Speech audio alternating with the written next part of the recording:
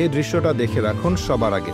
নিজের পকেটে একটি মেডেল ঢুকিয়ে নিচ্ছেন আমেরিকার প্রেসিডেন্ট ডোনাল্ড ট্রাম্প, যেটা নিয়ে পুরো বিশ্বে চলছে তোলপাড়।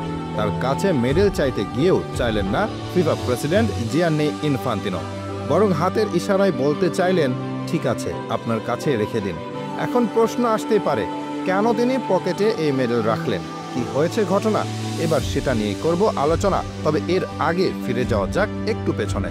ফুটবল ইতিহাসে প্রথমবারের মতো ক্লাব বিশ্বকাপ অনুষ্ঠিত হয় ৩২টি দল নিয়ে, যেখানে এবারের আসরটি মাঠে গড়িয়েছিল আমেরিকার মাটিতে। যেহেতু আগামী বছর বিশ্বকাপ অনুষ্ঠিত হবে এখানে, তাই ক্লাব বিশ্বকাপের স্বাগতিক হয় তারা। যেহেতু টুর্নামেন্ট অনুষ্ঠিত হয়েছে আমেরিকার মাটিতে, তাই স্বাভাবিকভাবেই আমেরিকার প্রেসিডেন্ট হিসেবে আমন্ত্রণ পেয়েছেন ডোনাল্ড ট্রাম্প। যদিও পুরো টুর্নামেন্টে তাকে দেখা যায়নি, তবে ফাইনালের মতো মহা গুরুত্বপূর্ণ ম্যাচটি মিস করেননি। তিনি উপস্থিত ছিলেন মাঠে, দেখেছিলেন খেলা, যে ম্যাচটি ৩-০ ব্যবধানে হেরে যায় পিএসজি। তাতে করে ইতিহাসে প্রথমবারের মতো ৩২ দলের ক্লাব ফুটবলের শিরোপা জয় করে নেয় চেলসি। যদিও ম্যাচে দেখা যায়নি কোনো লড়াই, ৩-০ ব্যবধানের ফলাফল বলে দেয় ম্যাচে কি ঘটেছিল। কোনো উত্তেজনা ছিল না ম্যাচ জুড়ে, অবশ্য সবকিছুই ছিল ঠিকঠাক। তবে মাঠে উত্তেজনা দেখা না গেলেও খেলা শেষে ঘটে যত বিপত্তি, যার প্রথমটি শুরু করে দুই দলের খেলোয়াড়রা, যেখানে দেখা যায় চেলসি ও পিএসজির খেলোয়াড়দের হাতাহাতি করতে। এমনকি পিএসজির কোচ লুইস এনরিকেও জড়িয়ে পড়েন খেলোয়াড়দের সাথে। এটুকুতেও যদি সীমাবদ্ধ থাকতো তবেও হতো। তবে সবকিছু ছাড়িয়ে যায় পরবর্তী সময়ে ডোনাল্ড ট্রাম্পের কাণ্ড কারখানা। যখন পুরস্কার বিতরণী অনুষ্ঠান শুরু হয়, তখন মাঠে নেমে আসেন তিনি।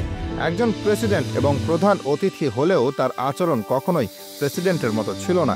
একেবারে বাচ্চা সুলভ কাণ্ড চালিয়ে যাচ্ছিলেন তিনি। একে একে চেলসি ও পিএসজির খেলোয়াড়দের গলায় মেডেল পরিয়ে দেওয়ার পর একটি অতিরিক্ত মেডেল ছিল সেখানে। যদিও অতিরিক্ত মেডেল থাকার নেই কোনো সুযোগ, কারণ এটা তৈরি করা হয় গণনা করেই।